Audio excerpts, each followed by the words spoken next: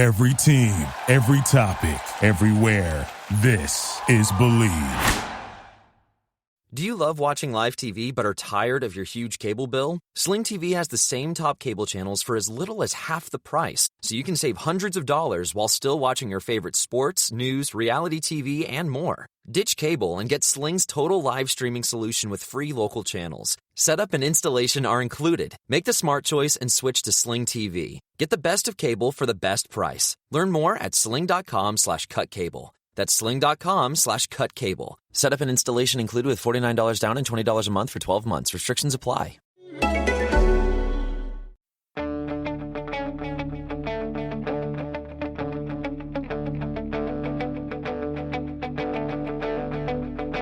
Ich warte seit Wochen auf diesen Tag und tanz vor Freude über den Asphalt, als wär's ein Rhythmus, als gäb's ein Lied, das mich immer weiter durch die Straßen zieht.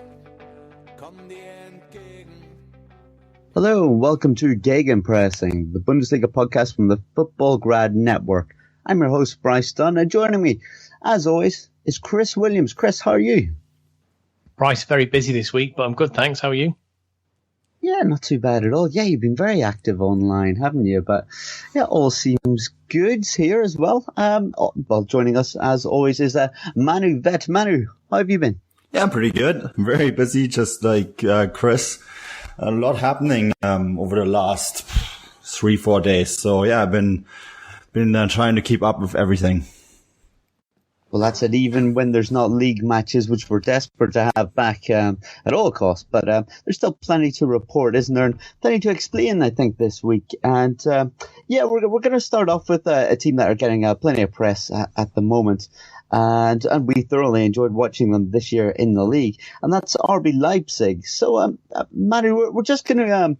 We're going to explain a little bit. I mean, they've been in the press plenty, haven't they? Everyone knows what that's been about. But yeah, they're not exactly a normal club, are they? And we feel on the podcast that we should really explain, a little bit about them, a little bit how the clubs run, because we don't really see clubs set up like this normally, do we?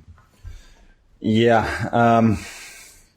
It is a very, very different club. And I mean, that's because of the way it's structured, the way it was founded, the way it's built, the way it's organized. And, that makes it very different when, we all know what the main topic has been. And, Naby Keita and the transfer. And it's been a very different transfer story in a lot of ways. And I don't want to get into the transfer itself. That's not what we're talking about. We're talking about why it has been so different. And one of the things that was of note today was that there's been a lot of talk in England, but no talk in Germany. And that's because the way this club is structured, the power base of this club, who holds what and who controls the decision making in the sporting aspects, is very important. And that man is Ralf Rangnick, of course. And Ralf Rangnick, has been the decision maker at Red Bull Sports or Red Bull Football since 2012. Now back then, this was a very different setup. RB Leipzig, and RB doesn't stand for Red Bull in the case of Leipzig. It stands for Rasenballsport. I know it's a very convenient way of shortening it to a way so that we all think of a different brand, but that's what it actually stands for. The RB in Leipzig is not Red Bull, and there's very good reasons for that, and I'll get into that in a moment. But back in 2012, Ralf Rangnick, and he just had left Schalke at this point as the head coach, he became the sporting director of Red Bull Football. Now back then that was the Red Bull Salzburg, of course, which is different than Leipzig. They actually carried Red Bull in the name, except for UEFA matches. Then Red Bull New York, of course, the Major League Soccer franchise. There's an academy in Brazil, which is very important because, of course, there's players like Bernardo that have come out of that. There's an academy in Ghana. And then there's various youth projects around Germany and Austria that are all under this umbrella. So he was put in charge of that.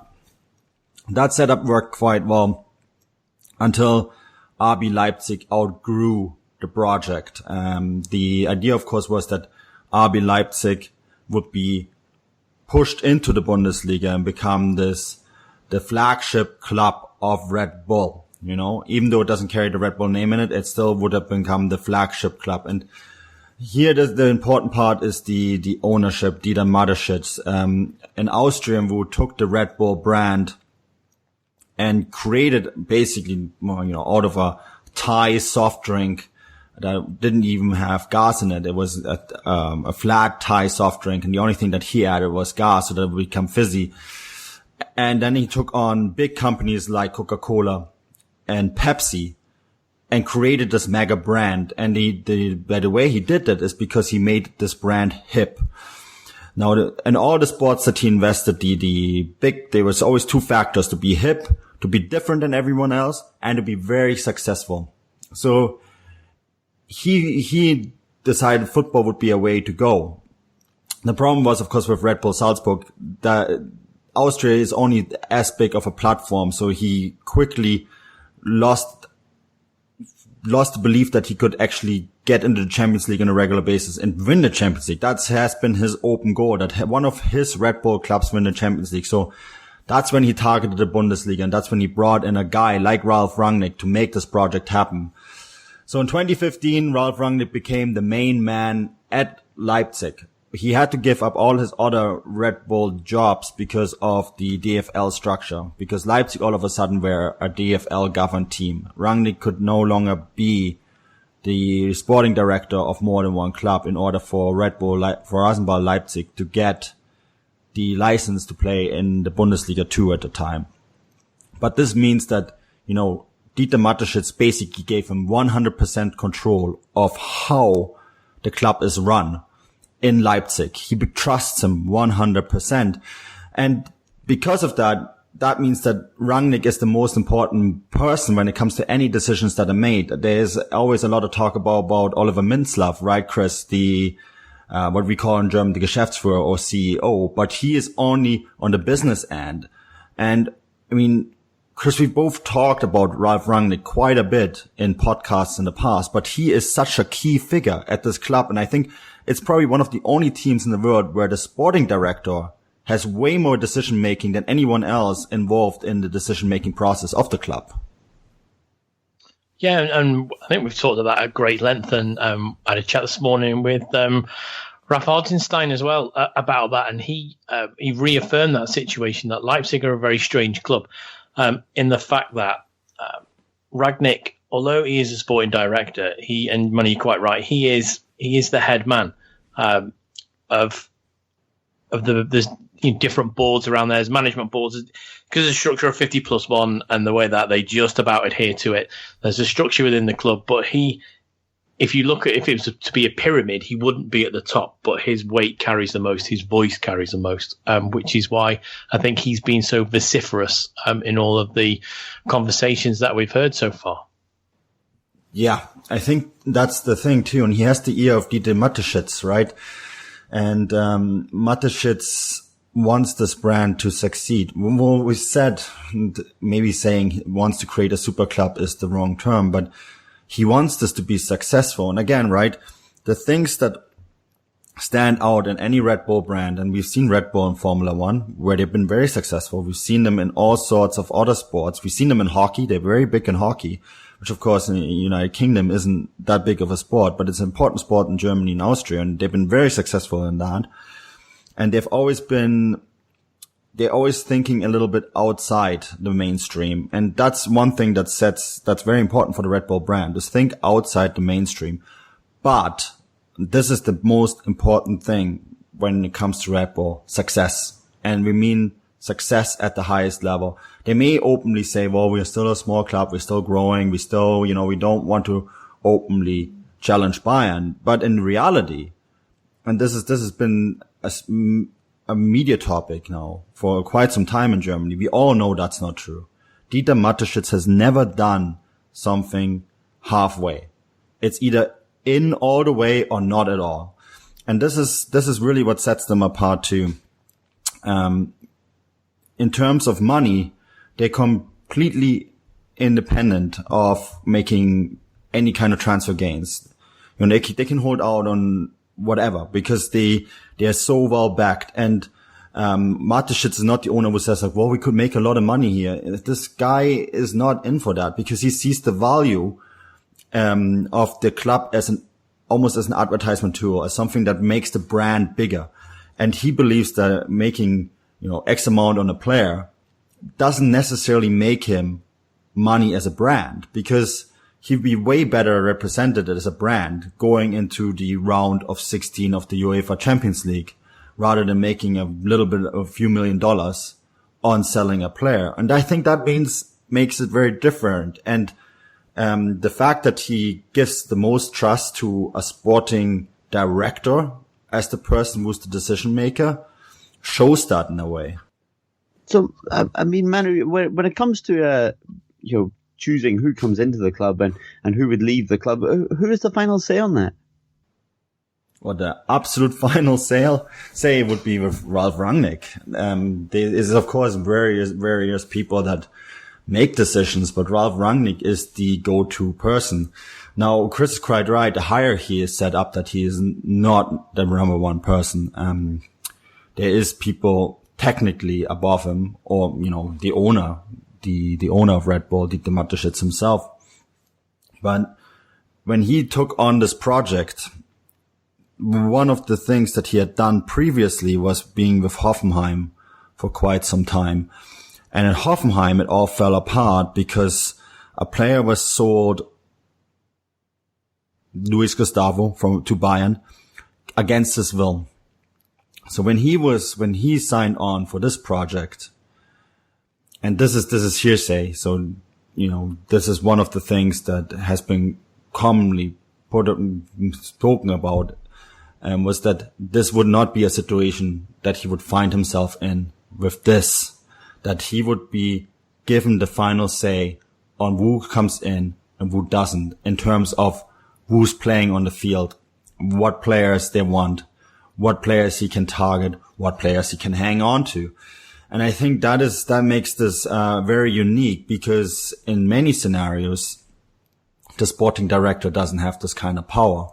But Ralf Rangnick was lured into this job with the belief that he will have that kind of power. So that makes it a little bit unique. And that means that, he does have to talk to other people, but he can, in the end of the day, say, well, I don't want to do this.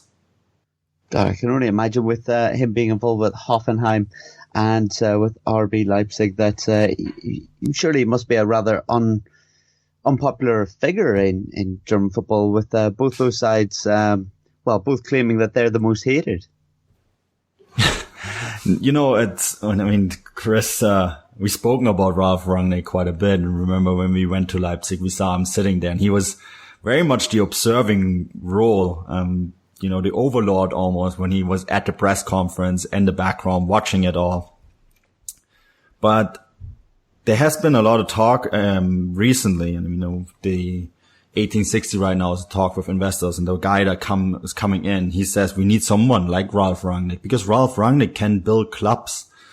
Remember, he brought Hoffenheim to the status that they are now. He put in all those professional structures. He did something very similar in his very first job back all the way in the 1990s, early 2000s with Ulm, a club that no one knows even exists anymore, right? Because it was a very small team. And he brought them to the Bundesliga, and he was the first coach to play with 4 men in the back on a consistent basis to get rid of the libero, which back then was a blasphemy in German football. So, he is a builder, he is a creator, he's a visionary.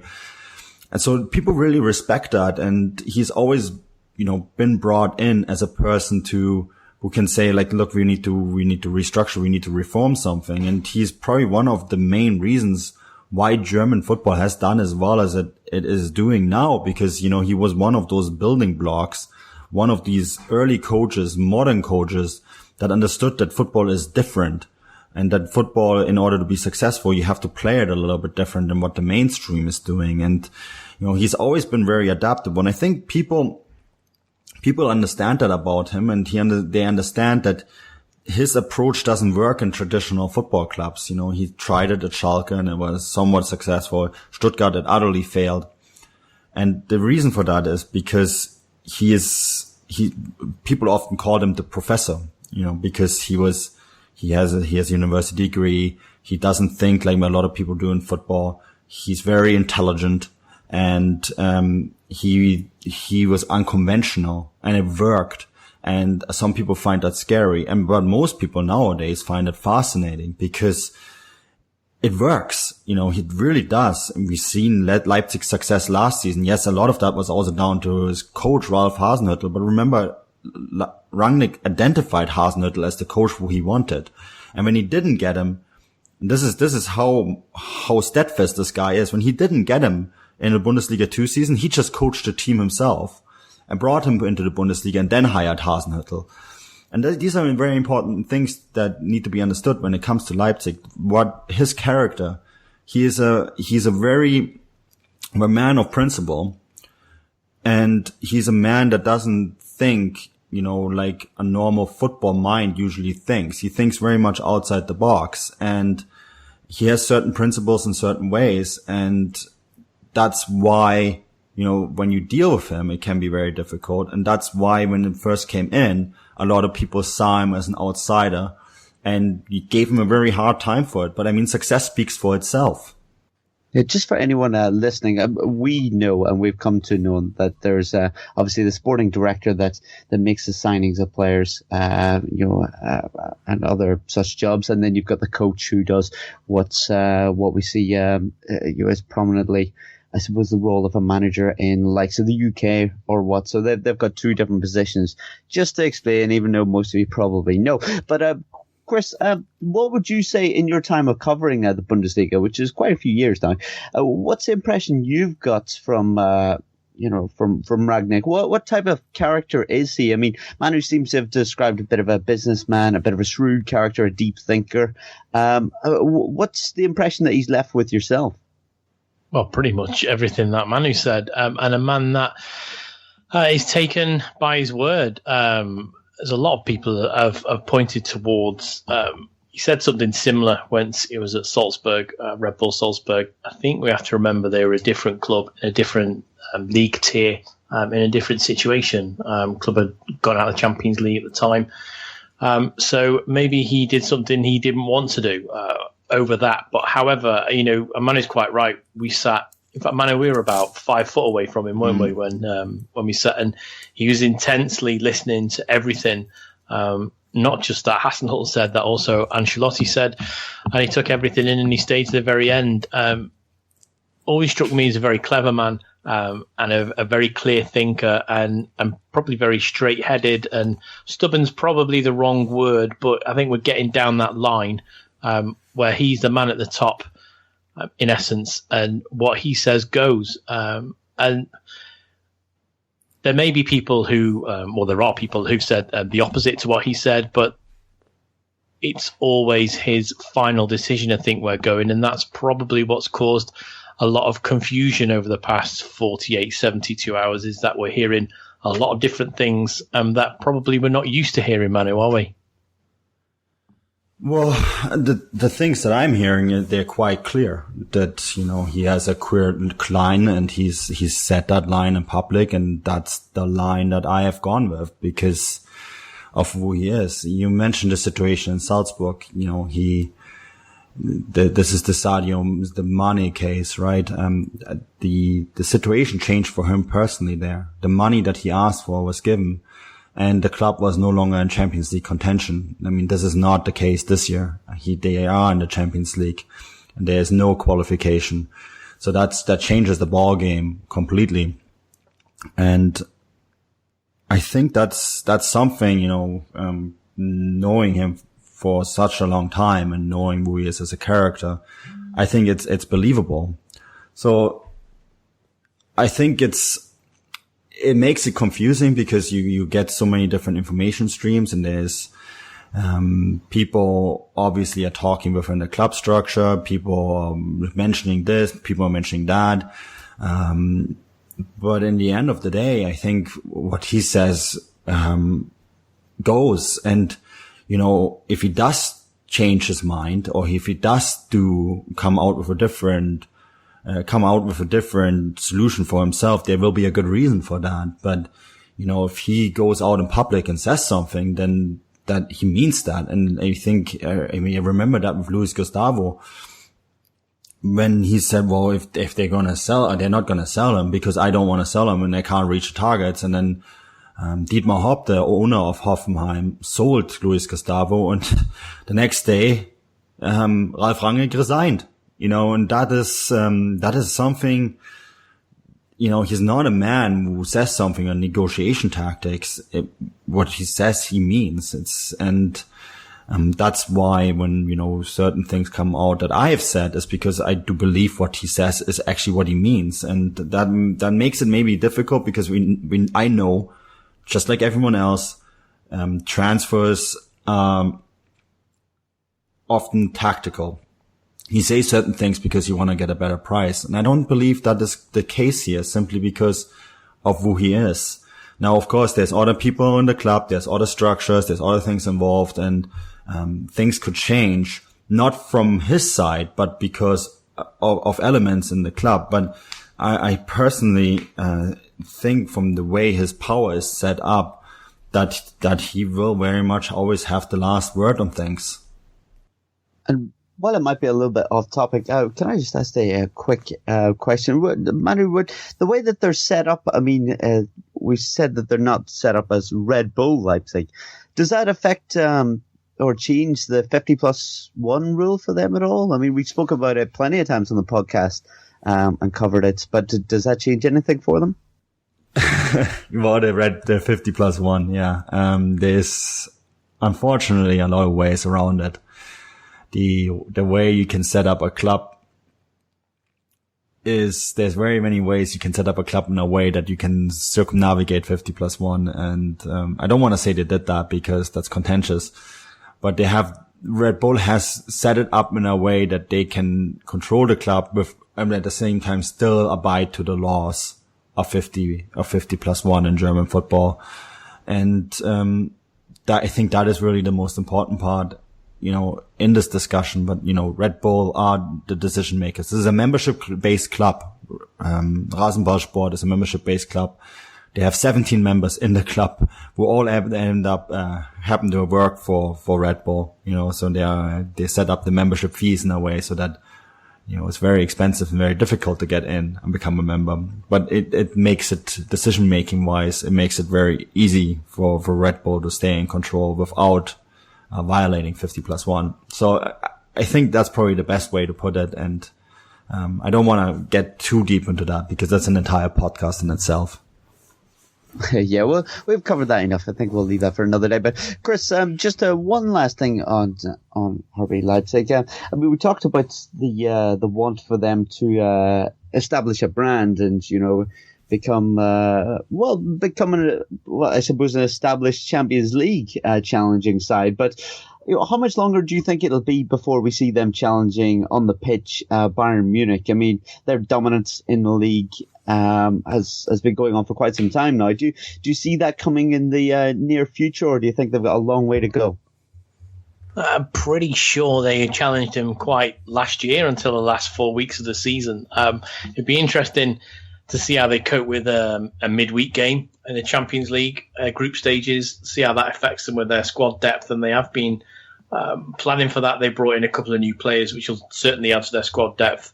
I think they're a team in transition or in building. Sorry, they're a team that are building, but their route to the top of that building has come a little bit quicker than they all expected. I think if you speak to anyone in and around the club, which you have, they expected that they were to be in a position qualifying for the Champions League group stage, coming second in the Bundesliga, probably in about 2 to 3 seasons. They didn't expect it in their first season. Can they challenge next year? Yeah, of course they can. They've got the right manager. They've got the right setup. They've got the right squad. They've got the right coach, setup and squad. They can do that.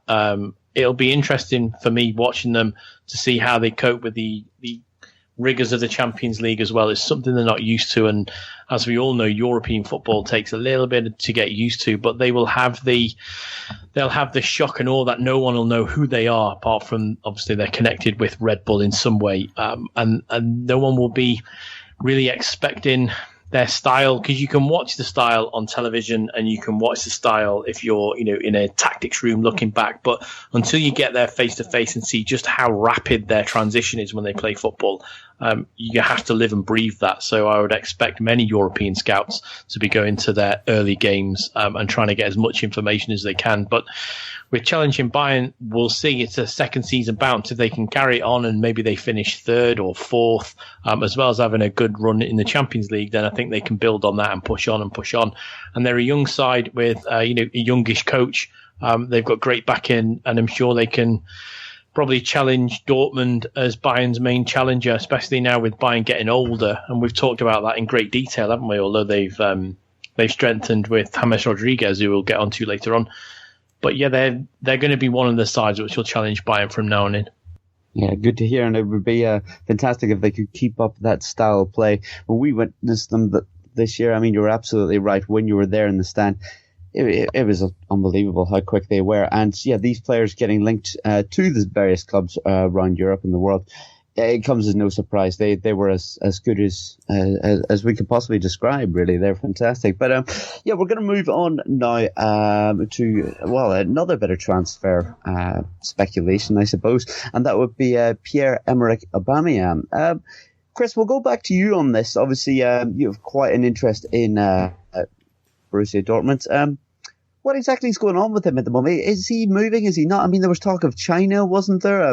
Possibly Chelsea. Are any of these transfers likely to happen? And are they in the players' interest? That's the question, isn't it? So if we think back all the way back now, it seems like a lifetime ago, but just to before the Pokal final was played against Eintracht Frankfurt, Aubameyang said he would make a decision on his future after that. And I think everybody was expecting he would go to China, probably pushed by a story in Bild that he would move. I think they said it was going to be PSG, which turned out to be a bit of a red herring. But we all expected him to move at some point because he sort of hinted at it throughout the season. Obviously, you remember he went onto French radio. We did a podcast about that. Manny, you spoke to the French radio host, didn't you? And we were pretty clear in what he said, and it was that he really needs to move on if he wants to take it up to the next level because he's getting a little bit older. And although everybody in Dortmund, I don't think would want him to leave because 31 league goals last season. He won the Cannon. Lewandowski wasn't particularly happy about that. He beat him to it by 1 goal. But he's not moved, and he's been linked with the Chinese Super League. He's been linked with PSG. He's now linked with Chelsea. Is this going to be a move for him that would be beneficial? Not really sure. He's an out-and-out goal scorer, but he's not a conventional number 9, really, is he? He's a finisher. He's an all-round, really good, top-quality finisher. But if you're looking for a complete number 9, I don't know if he is a complete number 9. And Emery of PSG said something the other day quite similar that he wouldn't seem as someone who he would buy. He's lacking in a bit of quality. His hold-up play with his back to goal was the main problem. He's been linked with all sorts of other clubs: Manchester City, Arsenal, Liverpool. None of them have decided to join in and join that race, probably because of his age and because of how good he is. Dortmund have slapped a value where they think is equivalent, which is around, I think it's around the 75, 80 million mark. And they probably could get him for around 70 if anyone was going to bargain that. But that's a lot of money for a guy's age. He's in his prime. Maybe if we're going to be a little bit controversial, he's pushing towards the end of his prime. So there's no give back. There's no resale value for that. And there's no 6-7 year plan. So whilst I think he may like a move, I don't know if he's got any of the qualities that another club would be looking for to pay that price. Is he value for money? I don't know. I would suspect he may stay at Dortmund, which I think would be brilliant for him because he's a really good fit there, and he's the main striker. He's one of the main number one men, first name on the team sheet. He is an integral to the way that Dortmund play. He works up well with the guys alongside him. Pulisic, we've seen Dembele, Royce when he's fit. He's been fantastic for them, and I feel that's such a good fit for him that if he was to move somewhere like Chelsea, I don't know if he would be able to adapt as quick. I'm not saying he wouldn't adapt. I'm saying would he adapt as quick and be as lethal? And we've all seen when players move from one league to another, if for big money, if they don't slot in straight away and they don't gel, they tend to get a little bit of heat, not just from the media, but from fans themselves, which in essence makes them longer to settle. And then all of a sudden they're in a spiraling circle where they're not playing particularly well and they're not particularly liked. So if I was him, I would probably stay in Dortmund. But is that enough for him? I don't know. Speaking to people in and around Dortmund, he's a bit of I think we would have called him years ago a champagne Charlie, Bryce in the UK. He likes nice things in life. He likes nice cars. He likes flashy watches. He likes going on lovely holidays. Look at his Instagram. He's always in fantastic places. He's got that brand around him. And I don't know if he thinks he can't live that lifestyle in Dortmund. And maybe that's why he wants to move. I think he would be happy somewhere like Paris or London. But if it's right for him, I'm not 100% sure. At the end of the day, he's a footballer and a very good one. And I would advise him to stay put, stay where he is, because he can help Dortmund challenge for the league next year and the Champions League. Yeah, certainly a fantastic player for Dortmund. And yeah, we were looking online the other week, weren't we, just at all the different Lamborghinis, the different colors and stuff. We can't really decide how many he actually has. But Manu, do you think that the player is possibly, instead of him being upset, do you think that maybe he's upset Dortmund with maybe slightly suggesting that he wanted to move away, or maybe not even suggesting, but not saying that he wants to commit to the club as such? Or do you think they're happy to have a player of the caliber that kind of works, and they'll be happy to have him still in their roster, I suppose? Yeah, the reaction in Dortmund has been a bit cynical about this whole, should we call it transfer disaster on Aubameyang's part, because I think it was quite obvious that he thought there was so much value in him that clubs would just come left, right, and center and, cough up the 80 million euros and give him all this money and China and the glitz and all the glamour and the 30 million a year salary. And, in the end of the day, it was one club after another that basically said no. And, even now the reports that have come out with Milan, he's third on the list after Morata and, Balotti, and that doesn't really speak for him. And the recent article by Stefan Buschko, what did he write, Chris? His skills are shrinking like the bacon in a frying pan. Yes. Or his transfer value shrinking like a bacon in a frying pan. Fantastic article, by the way. It's great article. No one's read it. I think you should probably push that article after this podcast, because it is a really good insight into him as a player and his problems. Yeah, and absolutely agree. And it's, Chris, you mentioned some of these problems. He's an absolute star in the Bundesliga, and he's a fantastic fit for Borussia Dortmund and the way they play. Now, I personally, and I've said this before on this podcast too, I don't think his skills are transferable. Because the way the Dortmund play is set up, and remember it was under Klopp that he was moved, because he was a left winger, he was moved from the left to the center and became a striker. And then they basically build it all around him, this entire setup play, the way they move forward, the speed, using his speed to finish off plays, but also to find them in the box and use his finishing ability. And that's all, the quick players that are around him, utilizing that. And you can't take that and put it from Dortmund, to play that exact way and move it to Chelsea. It wouldn't work. It's a completely different way Conte plays. Conte plays a more static Italian play, going back, keeping it tight, and very tactically disciplined. Now in Milan, I think that he would have some similar problems. Paris Saint-Germain, Emery, you mentioned that. I mean, he right away said, no thanks, but no thanks.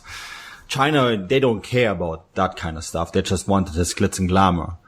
So I think he's left almost with the best option anyways, because let's look where he is at as a player. Yes, Dortmund fans have made a little bit of fun of him, and rightly so, I think. And I mean, Stefan Buschko is a Dortmund fan who has turned into an excellent journalist. But I think his piece points a little bit towards how people in Dortmund feel about him. And there is a little bit of, irony in it that, this guy with the glitz and glamour can't find another club, and he may stay in Dortmund. But that might be really great for him, because he's arguably the biggest star in the Bundesliga, not in terms of how he plays, but who he is as a personality. And he's definitely the biggest star in Dortmund. So, he can have his glitz and glamour life in Dortmund. He can, drive his 25 Lamborghinis, and he can, fly to Milan, Paris, and all these other places in his private jet, because Dortmund will forgive him doing that. And he can play Champions League and possibly challenge for the title, especially when you consider what Dortmund have done in the transfer window. So I personally think it's hard to feel sorry for him at the moment. And he's also running out of time, isn't he? Because he's been told that he needs to get his I'm going to say the phrase I don't like to say it normally, but he needs to get his shit in a sock quickly, because if he does go, he needs to be replaced, but he needs to be replaced like for like. That's a big hole to plug. That's a 31 goal hole to plug in the league. And if he leaves any later than the next week or so, that the time is running out for Dortmund to plug that hole with one player. I don't really know who they could get that is available at the moment that could slot straight in and do exactly the same job that Aubameyang's doing. So I don't know if it's in their best interest to let him go. Obviously, if the right offer comes in, I think they would let him go because of his age. But I think time's desperately running out for him to make that move. July 26th is the deadline. After that, Javi Hernandez, Chicharito, get him in. Well, the big talk is Olivier Giroud, but I'm not sure how I feel about that. So that might be a good time to move on. Okay, well, we'll move on. But I must say that I probably, I get the impression that Pierre-Emerick Aubameyang probably thinks that he is the biggest star in the Bundesliga as well, by the way he dresses and goes about things. But we'll leave that alone, and hopefully we'll see him still in the Bundesliga next season. But we're going to talk Borussia Dortmund a little bit more in a way. Sven Bender has moved on to Bayer Leverkusen now. He joins his twin brother there, but a little bit reluctant of Dortmund, I hear, Chris. Why were they so reluctant to let him go, and why is he left in the end? Well, he's a good player. I don't think you ever want to let a good player go, but it's a good price. If you've seen some of the price that some of the players have moved for in the Bundesliga, I think they've got an excellent deal for him. Also, now they've got quite a bit of money spare rolling around. Obviously, Ginter's gone as well. It's one of those where I can understand why Ginter went, because there was a little bit of hesitation over whether he was really up to it and up to the readiness of it. But I don't really know if this makes total footballing business sense to me. I'd be interested to hear your thought, Manu, on this. I'd say I can understand why Ginter went, but for me, Bender, I'm not really sure. I mean, it's a great move for him. He's going to hook up with his twin brother again, but for Dortmund to let him go, I think only time will tell. Maybe the first couple of games in the season will tell. Yeah, I don't think they wanted to let him go, from what I've heard. They were very, very, very reluctant to grant his wish, and they said that they only granted it because of all the things that Sven Bender has done for the club and the things that he has gone through for the club, playing with injuries and being the backbone of a very successful team for a long time. But Sven really wanted to leave, and he has said publicly that it has nothing to do with his brother. I personally find that hard to believe. I remember when he was at 1860 at the youth academy, him and his brother were inseparable at 1860. And when 1860 sold Sven to Dortmund, they actually originally had a plan to keep Lars for another season, and then the two had huge problems being apart from each other. So they had to sell Lars early to Bayer Leverkusen as well. And I think that's one factor, that they just wanted to be closer. Twins have a different relationship with each other. The other thing is he didn't get the playing time, and I think he just wanted to see something new. Now, my suspicion is that Dortmund, one of the reasons they let go of Matthias Ginter is because they knew that they had Sven Bender, right? So I think that came a little bit left field for them. And I wrote this in the article, that losing Matthias Ginter, who I think has the ability to be a very good center back, was maybe a mistake because, because of the center backs that they have now. And Bosch likes to play with 4 in the back. Now, they still got, we've been through this, they sold Mikel Merino, by the way, today as well. So they still got Bartra, they got Sokratis, they got Toprak, and then they got Zagadou, right? That's 4.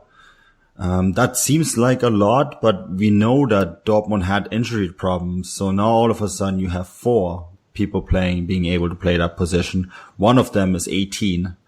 18-year-old French guy. It could go to Dembele way, but we could also go, take some time. So Sven Bender was definitely planned back there. And, I just wonder if they now found themselves in a situation where they will have to bring in a center back, and, they have the cash now, right? Because they altogether is 32 million euros that have come in unexpectedly into some ways. So I think they will, my opinion was like, well, this is surprising because I'm pretty sure they planned with Sven Bender, but, they have to do something now, I think. Even, the Aubameyang situation aside, but they will have to do something in that position, I think. They're only an injury, to Omar Toprak away from a problem, I think. Once he came in, it was evident maybe that would be his position. He would challenge Bender for that. But if you look at what he's done over the last, 12 months, he's been incredible. I was at the Allianz for the Pokal semi-final, where he made that unbelievable block, which was a game-winning block. That's the type of performance he's put in. It's interesting he's gone the other way from Toprak. I think they've probably got a good deal out of this. They've lost a really good defender, but they've also gained one, whereas I feel Dortmund may have not missed a trick here, but I just worry that an injury to one of their starting centre-backs next season becomes a problem for them, especially after the window's closed. And as you say, Manu, if they're going to try and throw an 18, 19-year-old kid into the mix, which Dortmund are very good at and have been very successful at, I think it could be a risk in that area. If you're going to bring a forward player in like Dembele and give him his chance, you've got a midfield and a defence line behind him should things go wrong. When your kid's a defender, the only thing behind him is a goalkeeper. I'm just concerned that if they pick an injury up early doors, it could be a problem. Or likewise, if they pick up an injury late into some sort of title challenge, it could be something that comes around to bite them. I'm surprised he's gone, if I'm going to be truthful. Yeah, I was surprised too. Definitely when I saw it. Something out of left field a little bit. But interesting move for him. I'm curious how he's going to get on, and seeing the twins play together will be definitely fun to watch. Yeah, definitely. I think Bayer Leverkusen have got a bit of a steal there, haven't they? But Manu, I asked a similar question to Chris previously when Ginter had left. But if you were Borussia Dortmund, you had a bit of money to spend. Is there anyone you can think of, either in the Bundesliga or anywhere else, anyone that would be able to fill that role and do a good job for them and is a realistic target? Yeah, I would bring in Andreas Christensen, who played for Gladbach last year, and he's owned by Chelsea, right? And Chelsea demanded him to come back, and and then the situation changed because then Chelsea brought in Rüdiger, and there's a chance that they don't actually need Andreas Christensen, and they will sell him, and that's a real good center back. He's only 21, he's Danish, and very good player in my opinion. One of the best center backs in the Bundesliga over the last few years, right, with Borussia Mönchengladbach, and he could be available for around 30 million euros or less, maybe. So that's what I would be going for. Chris, how would you feel about that one? Yeah, I think, as Manu said, that'll be an excellent nab if they could get him. He's impressed throughout, and he's at that age where he could come in because he's 21. He's experienced. He could come in and do the job, and would he start? Probably not, but he would be part of the squad rotation and definitely would be a suitable backup should anything happen. And that's my only fear, is that they get an injury and you're looking at someone who's a little bit younger, a little bit less experienced to come in and try and plug a gap when maybe you're in some sort of charge. I mean, God forbid they're in the Champions League running and something happens, what happens then? If you've got better squad depth, that doesn't happen. I just feel they may have let themselves a little bit light. But for Christensen, I would definitely agree with that. He's going to be a Danish star, and why not Dortmund pick him up? I've always liked Vestergaard, his teammates, the Danish internationals. He's only 24. I reckon they could pick him up. But we'll do enough speculating. One of the biggest transfers that's happened in the last week is James Rodriguez, the Colombian captain. There's been speculation about him moving on to several different clubs in the last 2 years, and he's finally moved to Bayern Munich. This is a massive bit of news for the club and for the Bundesliga. And Manu, what can you tell us about this? He's went there on loan, hasn't he? Is a 2-year loan deal? This is huge, right? It is huge, and this is a transfer where I hoped I would have a bit more time, because I heard rumblings of this about a week ago. And then I stepped on a plane, and when I arrived in Vancouver, I had about 25 messages on my phone, and the transfer was done. And thankfully Chris stepped in and wrote an excellent article on this on Fußballstadt.com. But yeah, the rumblings in Munich were that Bayern had given up on Alexis Sanchez, and they have an excellent business connection to Real Madrid. And James Rodriguez really wanted to leave Real, because they didn't feel like he was getting the playing time. He wasn't even in the squad for the Champions League final. So the Bayern started structuring this deal, and Bayern are second to none when it comes to getting a transfer done. When it comes to the speed that they move, and the quickness that they move, and the way that they structure deals and make them feasible, it's unbelievable, really, what good of a job they do. Because they didn't want to risk. James Rodriguez didn't have the best year last year, so they didn't want to risk spending a huge amount of money on him. So they structured a deal where they pay 10 million euros on a loan, and in 2 years' time they can complete the deal for 40. Now that makes it a 50 million euro move if it becomes a complete move, which I think it will. That's still a steal when you consider that Real spent 70 million euros on him 3 or 4 years ago. That's a steal. And I think he's still a really talented player, and it's a player that they really needed. But something that's almost gotten kind of fallen off the bandwagon on this entire transfer is they also managed to sell Douglas Costa, on a similar deal, a loan deal where they're to Juventus Turin, where they're getting 10 million up front.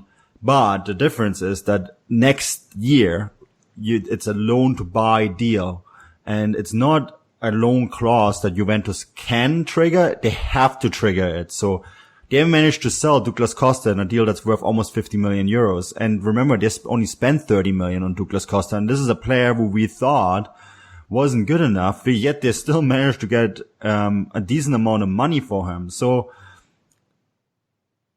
considering those two deals, and then there's talk, of course, Renato Sanchez, he might be gone on a transfer plus for them too. Apparently AC Milan are willing to spend in the ballpark of 50 million euros on him.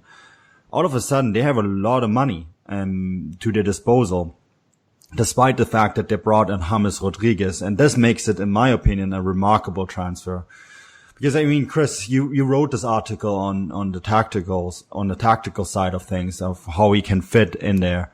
And I want to give you the floor on that. But I think when you just look at it from the business side of things and the way and the speed that Bayern have moved, that is how you do transfers. It's probably like the best way to complete a deal. Yeah, very much. I think if we look at James Rodriguez, a lot of people will probably suggest that his time at Real Madrid was a bit of a failure, but you look league-wise, 77 appearances, 28 goals. Sounds all right to me. Chris, so what can we expect to see in the Bundesliga this year from him? And how exactly will he fit in tactically?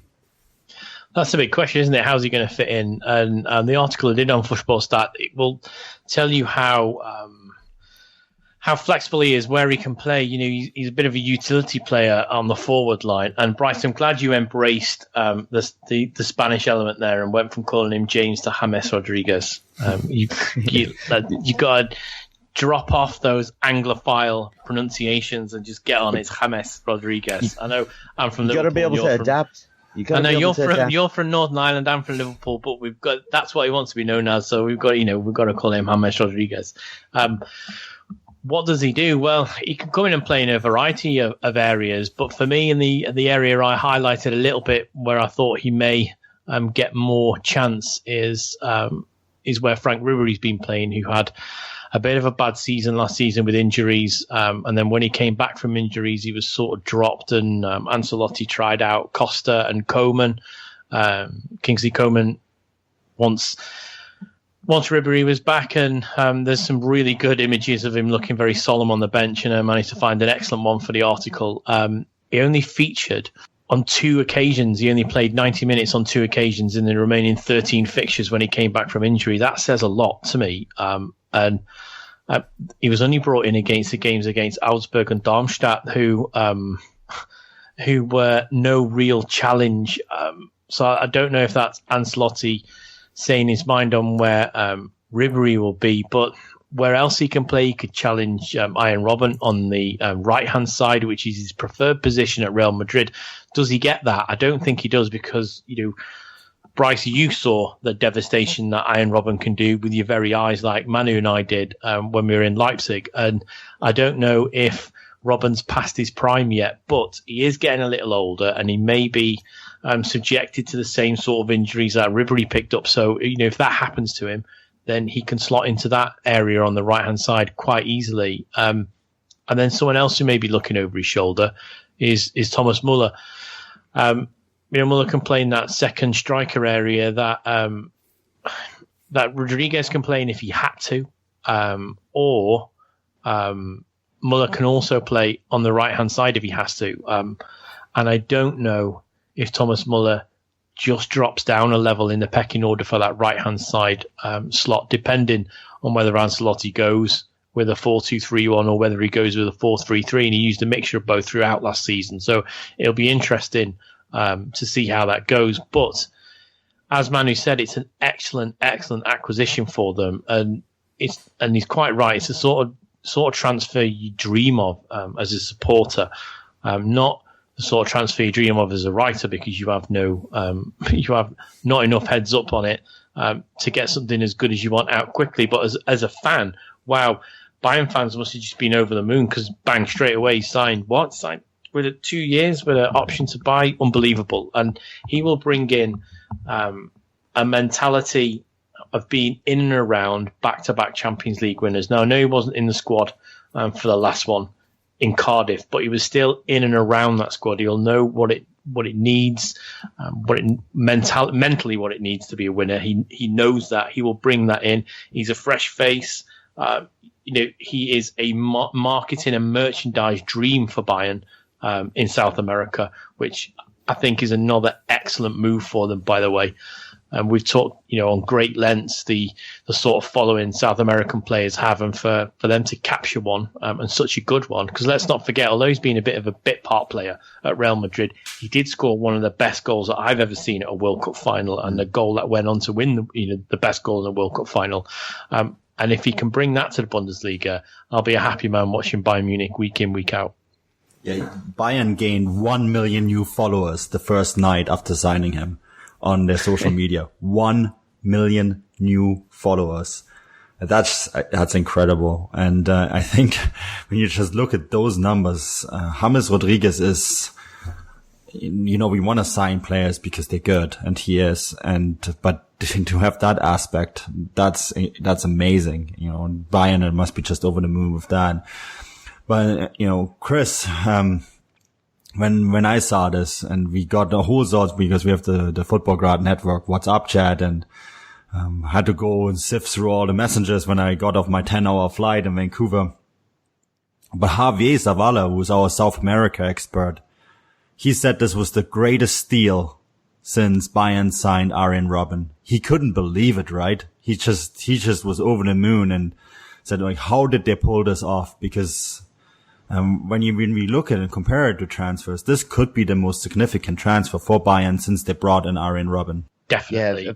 And Javier was really excited. I think I'm gonna match his excitement, and I can't wait. And it's that excitement that has gone straight away. I was asked that day to do something for beIN Sports USA, so straight away, the American audience are real keen on knowing this guy moving into the Bundesliga. So that's the sort of merchandising doors that he'll open for Bayern. And don't forget, they already have quite a big foothold in the US with their US Twitter accounts, their US social media accounts. They do have a big footprint in that area, and it's an area that the Bundesliga has grown in immensely, and that's probably down to Fox Sports coverage as well. So them getting a player from the continent, the South American continent, there's a lot of South Americans living in America that watch all the football, and I think it's an excellent acquisition for them from the merchandise and marketing area, as well as is football wise. I mean, whenever I've seen him play, he's always played very well for Real Madrid. I was in the Bernabeu for the Champions League game where Liverpool went over, and he was one of the starting players. I thought he had a really good game. Thought he's excellent. Deserved of his Real Madrid place, and now to see him come into the Bundesliga, I think it's going to be excellent. Yeah, I think we're going to see some absolutely fantastic flair from him, some great goals. And yeah, I think Bayern Munich, as you said, have done a hell of a job at, getting their marketing up with this deal. We talk about how Javier Hernandez and the likes, being that international star from a football-loving nation, can bring a lot of interest and investment to the club. And I think it's a fantastic deal as well. Javier and both of you fellas are absolutely spot on, in my opinion. But we're going to wrap it. Actually, before we do wrap it up, one quick question to both of you. Has Anthony Modeste left? Is he finally in China now? Yeah, he's there. He's gone. Yeah, he's gone. That's a done deal. The John Cordoba breathes the biggest sigh of relief in Cologne, I think. Yeah, I would go. Everyone in Cologne is breathing a big sigh of relief. Now that was a transfer saga. Yeah, it was, and we reported on it enough. I think it was nice just to finish off the pod with goodbye, Anthony. But guys, we're going to wrap it up there. We've covered plenty, I feel, and no doubt next week we will as well. Chris, what have you got going on this week, or where can people find you online? In fact, you probably have enough followers by now. I probably shouldn't put that out there. If anyone wants to follow me on Twitter, you please feel free. If you want to listen to my rumblings, I'm at Chris78Williams. And Bryce, it's madness. It's transfer season, so we're just awaiting ins and outs into the Bundesliga clubs. Yeah, us football fans, we're absolutely suckers for transfer sagas and all that, aren't we? But Manu, what have you got going on this week? You're always busy. What would you like to plug, or where can people find you online? Yeah, people can follow me at Manuel Veth. Bit of a notorious account, I guess, these days. So is that your actual account? Or that's my actual account. I do also have a fake account. So if you want to follow that, go for it. I'll do it. I think it has been put out of commission, which is kind of sad. But yeah, if you want to follow me, do so. Manuel Veth. at Manuel Vef. And then, of course, a lot of the things that we do, the three of us do, is at Futbolgrad Live, including this podcast, the Golazzo podcast, the Futbolgrad podcast. And then we'll have plenty of articles coming out this week. There's Mexican football is starting on the weekend. So Bryce is, we are only a few days away from league football. Russian football is already kicked off, so we got that covered on Futbolgrad Live. And then, of course, transfers and stories and introducing some of the clubs and that are now in the Bundesliga. And so that you can find that all on fußballstadt.com. Yeah, very exciting with all the seasons either starting, underway, or fast approaching. The other thing I've got to plug, I suppose, is the Golazzo podcast. At the moment, we'll be recording another one midweek after the 2 cup games of the weekend. And yeah, previewing the start of the season this weekend. Then I'll probably start up my vlogs for Futbolgrad once again. If you want to follow me on Twitter, it's at Bryce Dunn 11. Yeah, I've been your host, Bryce Dunn. There's a surprise. And yeah, we're going to call it there. Thanks for tuning in. Auf Wiedersehen.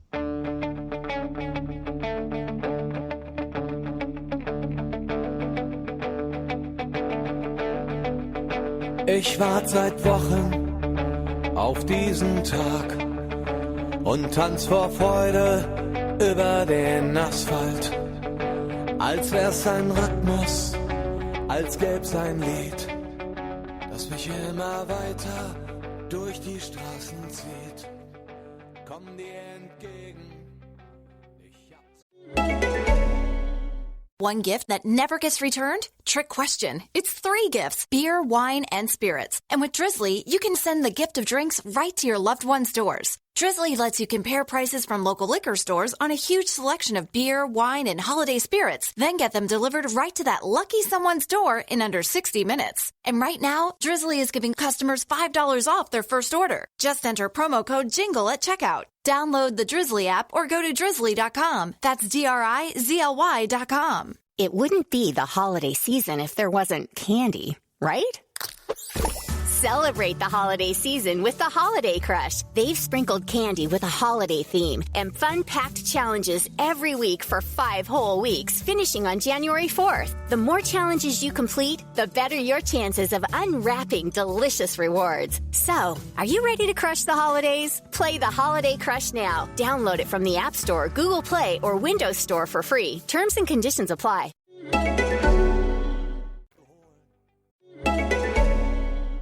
It wouldn't be the holiday season if there wasn't candy, right?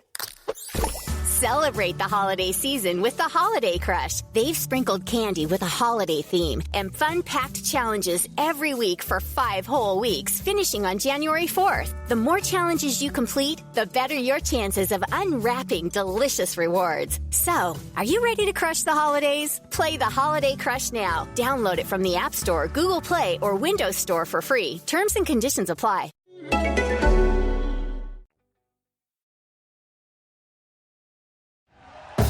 Thank you for listening to Believe. You can show support to your host by subscribing to the show and giving us a 5-star rating on your preferred platform. Check us out at Believe.com and search for BLEAV on YouTube.